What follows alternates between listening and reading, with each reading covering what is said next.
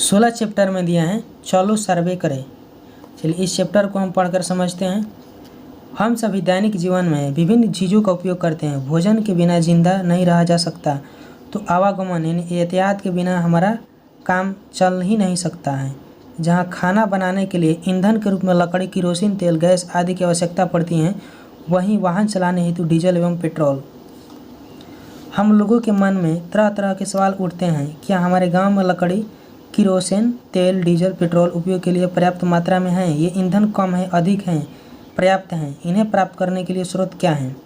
इन प्रश्नों के उत्तर ढूंढने के लिए हमें अपने गांव के लोगों के नज़दीक जाना होगा। विभिन्न प्रकार के प्रश्नों के द्वारा लोगों से जानकारियाँ एकत्रित करनी होगी। इसके द्वारा हम यह जान सकेंगे कि गांव में ईंधन की कितनी आवश्यकता है, इसकी बचत किस प्रकार की जा सकती है। इन सब की जानकारी हम एक सर्वे के माध्यम से इकट्ठा कर सकते हैं। सर्वे कैसे करें? आपके गांव में बहुत सारे घर होंगे, इस कारण आप अकेले सभी घरों में नहीं जा सकते हैं। यदि आप जाएंगे भी तो समय अधिक लगेगा और परेशानी भी होगी। अतः आप शिक्षक महोदय के सहयोग से 3-4 साथियों की टोली बनाइए और घरों मोहल्लों को आपस में बांट लीजिए। ध्यान रखिए कि एक टोली में एक ही मोहल्ले या आसपास के साथी हो। परिचित लोगों के साथ बातचीत करना आसान रहेगा। हर टोली 10 घरों का सर्वे करेगी और जानकारी प्राप्त करेगी। फिर यहाँ दिया है कि सर्वे के लिए जाने के पूर्व रबर, पेंसिल, कटर, व्हाइटबोर्ड रखना नहीं भूलें। जानकारी इकट्ठा करने के लिए एक प्रपत्र भी तैयार करना होगा, जो इस प्रकार हो सकता है: परिवार के मालिक का नाम, पता, गली मोहल्ला का नाम, मोबाइल, टेलीफोन नंबर, सर्वे की तिथि। इसमें दिया है कि आप निम्न में से ईंधन के रूप में क्या क्या उपयोग करते हैं। सही निशान लगाइए। तो ईंधन के रूप में क्या क्या उपयोग करते हैं? आप निम्न में से ईंधन के रूप में क्या क्या उपयोग करते हैं? तो गैस हो जाएगा, और ये पेट्रोल हो जाएगा, किरोसिन, डीजल। ठीक है, ईंधन तो यही है। आगे दिया है प्रश्न में कि लकड़ी के लिए, प्रश्न 1 में दिया है कि प्रत्येक दिन आपके घर में कितनी मात्रा में लकड़ी जलाई जाती है। तो आप अपनी मर्जी से यहाँ लिख सकते हैं कि जितने आपके घर में खाना बनाने के लिए किसी भी तरीके से जो लकड़ी जलाई जाती है वो उसकी मात्रा कितनी है। 20 किलोग्राम, 25 किलोग्राम या 30 किलोग्राम, जितना आप चाहें यहाँ पे लिख सकते हैं। आप लकड़ी कहाँ से प्राप्त करते हैं? आप लकड़ी कहाँ से प्राप्त करते हैं? तो इसका उत्तर हम लिखेंगे कि हम अपने आसपास के पेड़ पौधों से लकड़ियाँ प्राप्त करते हैं, या जंगलों से, नज़दीकी जंगलों से लकड़ियाँ प्राप्त करते हैं। तो ये एक लाइन का ये आंसर है। यहाँ पे सिर्फ बता देते हैं। आप एवं आपके परिवार के सदस्य प्रत्येक वर्ष कितने वृक्ष लगाते हैं? आप एवं आपके परिवार के सदस्य प्रत्येक वर्ष कितने वृक्ष लगाते हैं? तो ये आपकी प्रश्न है, ये आप अपने अनुसार से लिख सकते हैं। 50 या 60 वृक्ष या 100 वृक्ष, जितना आप चाहे लिख सकते हैं। लकड़ी प्राप्त करने के लिए क्या वृक्ष के बदले कुछ दूसरे विकल्प हैं? तो लकड़ी प्राप्त करने के लिए हमें वृक्ष ही पहला विकल्प यानी पहला उपाय है। दूसरा और कोई उपाय नहीं है जिससे हमें लकड़ी प्राप्त कर सकते हैं, क्योंकि वृक्ष से ही लकड़ी, पेड़ पौधे से ही लकड़ी प्राप्त होते हैं। तो बोला है कोई दूसरा विकल्प है, तो दूसरा विकल्प नहीं है, यानी वृक्ष से ही, पेड़ पौधों से ही हमें लकड़ी प्राप्त होता है। ठीक है, आगे सवाल में दिया है कि ईंधन के रूप में लकड़ी मिलती रहे उसके लिए क्या करना चाहिए।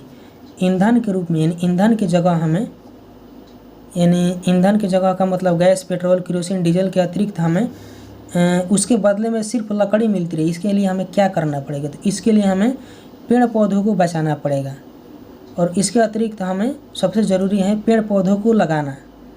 बचाना तो ज़रूरी है और पेड़ पौधों को भी लगाना। ठीक है, बहुत सी ज़्यादा मात्रा में पेड़ पौधों को लगाना चाहिए, जिसके कारण हमें लकड़ी या पेड़ पौधों की प्राप्ति हो सके। किरोसिन के लिए प्रश्न 1 में दिया है कि आप किरोसिन तेल का उपयोग किन किन कार्यों में करते हैं।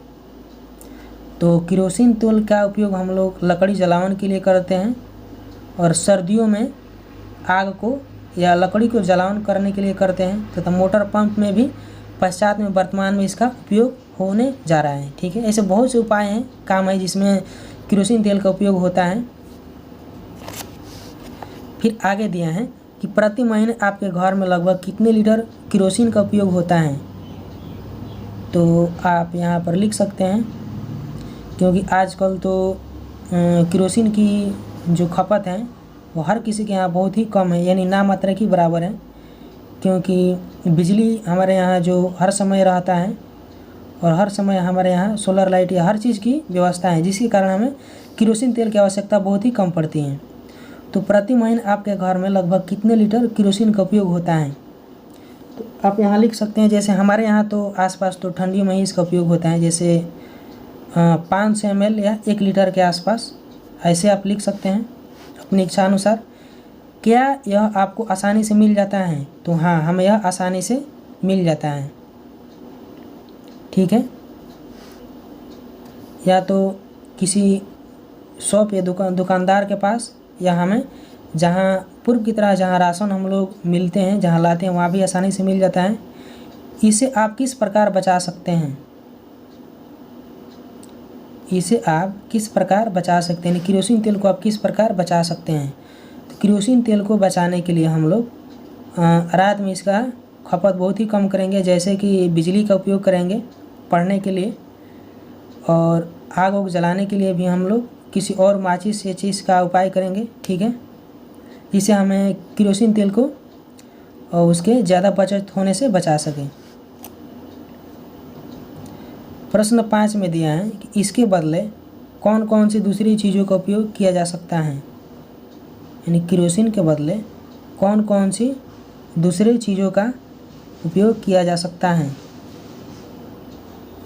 तो इसके बदले हम लोग जैसे रोशनी प्राप्त करना चाहते हैं तो बिजली का बल्ब उपयोग कर सकते हैं, जो कि हम लोग उस तेल को यदि हम लालटेन या लैंप में डालते हैं तो हमें प्रकाश मिलता है। तो उसके बदले यदि हम प्रकाश प्राप्त करना चाहें तो हम बिजली बल्ब से प्राप्त कर सकते हैं, तथा सोलर से जो प्राप्त हमें रोशनी होता है उसे भी प्राप्त कर सकते हैं। ऐसे बहुत से उपाय हैं, ठीक है। चलिए आगे सवाल देखते हैं। गैस के लिए क्या इसे प्राप्त करने में आपको कोई कठिनाई होती है। क्या इसे प्राप्त करने के लिए आपको कोई कठिनाई होती है। तो नहीं, यह हमें आसानी से मिल जाता है, ठीक है। एक गैस सिलेंडर आपके घर में कितने चलता है। तो यह आपके प्रश्न है, अपने अनुसार से इसमें लिख सकते हैं कि एक गैस सिलेंडर मेरे घर में 1 से 1.5 माह या 2 माह तक जितने दिन तक चलता है उसके अनुसार आप यहाँ लिख सकते हैं कि इसकी बचत आप किस प्रकार करेंगे, यानी गैस सिलेंडर की बचत आप किस प्रकार करेंगे। तो इसकी बचत के लिए हम अनावश्यक कार्य से बचेंगे, जो उचित है, यानी फिजूल जो काम है, जो हम लोग खाना वाना बनाने का जो काम करते हैं उसे बहुत ज़्यादा देरी से खाना बनाने से बचना चाहिए, जिससे आसानी से हम लोग गैस बना सकते हैं। तथा गैस पर कोई भी रखी हुई चीज़ जो है उसको छोड़कर हम यहाँ वहाँ अन्यत्र न जाएं, ठीक है, जिससे हमें आसानी से गैस को बचा सकें। और भी ऐसे बहुत से उपाय हैं जिससे हम आसानी से उस गैस को बचा सकते हैं। चलिए आगे प्रश्न दिए हैं कि डीजल के लिए डीजल से चलने वाली क्या क्या चीज़ें हैं। तो डीजल से जो चलने वाली चीज़ें हैं वह हैं कुछ मोटर कार हैं और कुछ ट्रक हैं, बस हैं जो डीजल से चलती हैं। क्या यह आसानी से मिल जाता है। तो हाँ, यह आसानी से मिल जाता है। जैसे यह हमें पेट्रोल पंप से प्राप्त होता है, जो हर शहर के नज़दीक जो रोड के किनारे जो पेट्रोल पंप होता है उसे आसानी से हमें डीजल प्राप्त हो जाता है। क्या इसके विकल्प हैं, यदि हाँ तो क्या। डीजल के क्या कोई और विकल्प हैं, यानी डीजल से जो चलने वाली जो चीज़ें हैं उसके कोई और विकल्प हैं, यदि हाँ तो क्या। इसका विकल्प है, यानी इसका दूसरा जो उपाय है वह है पेट्रोल हो जाएगा, जिसे हम मोटर कार ही चलाते हैं। तो डीजल का अतिरिक्त जो विकल्प हैं वह पेट्रोल हो जाएगा। और बहुत सी ऐसे गाड़ियाँ हैं जो भारी भारी शहरों में चलती है, जिसे सीएनजी गैस से चलाया जाता है। तो पेट्रोल और सीएनजी गैस ऐसा भी हो जाएगा, ठीक है। जो इसका विकल्प होगा डीजल के अतिरिक्त। इसकी बचत किस प्रकार की जा सकती है, यानी डीजल की जो बचत है किस प्रकार की जा सकती है।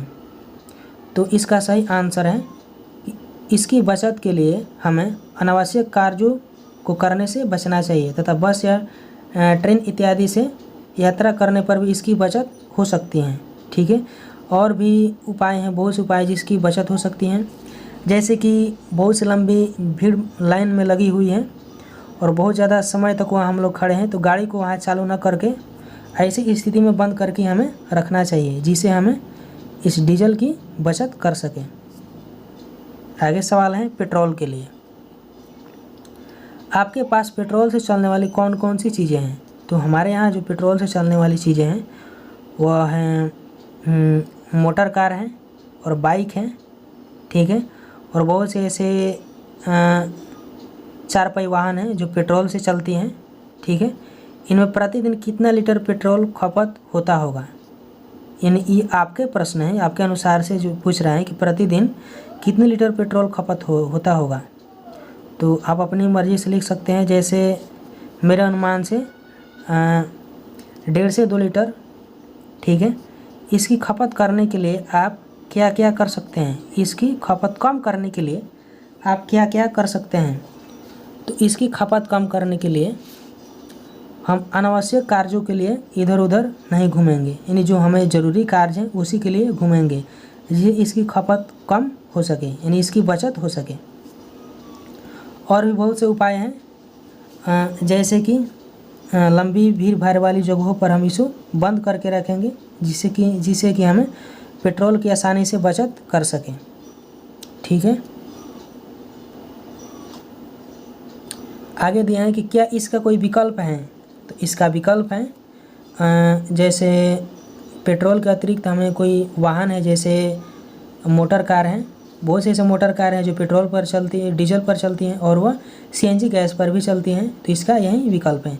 कम दूरियों के लिए जहां आप पैदल भी जा सकते हैं, क्या आप गाड़ी का ही इस्तेमाल करते हैं? तो नहीं, जहाँ हमें पैदल जाने के लिए ज़रूरत होती है वहाँ हमें पैदल ही जा सकते हैं, क्योंकि यदि हम ऐसा करते हैं, गाड़ी से जाते हैं, तो हमें अपने तेल की या पेट्रोल या डीजल की हमें बचत नहीं होगी, ठीक है। तो ऐसी स्थितियों पर हम पैदल ही जा सकते हैं।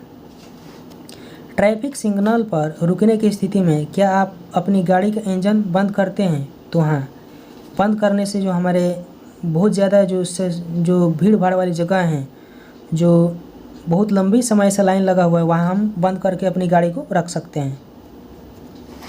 आगे प्रश्न दिया है, सभी घरों का सर्वे करने के पश्चात अपने शिक्षक के सहयोग से इन्हें निम्न रूप से लिखिए तथा अपने उत्तर की चर्चा साथियों से कीजिए। जिसे क्रम संख्या में दिया है, अपनी टोली के घर, जो अपनी टोली की इसमें घर हैं उसमें लिखना है, और इसमें किस प्रकार के ईंधन हैं, लकड़ी, किरोसिन, गैस, डीजल, पेट्रोल जो खपत है जिसका, उसके बारे में हमें यहाँ लाइन बाय लाइन से लिखना है। आगे प्रश्न दिया है, आपके मोहल्ले या गाँव में किन ईंधनों का उपयोग होता है? तो हमारे मोहल्ले या गांव में जो ईंधनों की जो उपयोग होता है वह है, जैसे लकड़ी हो जाएगा, गैस, हीटर, किरोसिन तेल, ऐसे बहुत से उपयोग हैं जिसे हम लोग ईंधनों के उपयोग में लाते हैं ग्रामीण मोहल्ले में, ठीक है। चलिए आगे सवाल देखते हैं।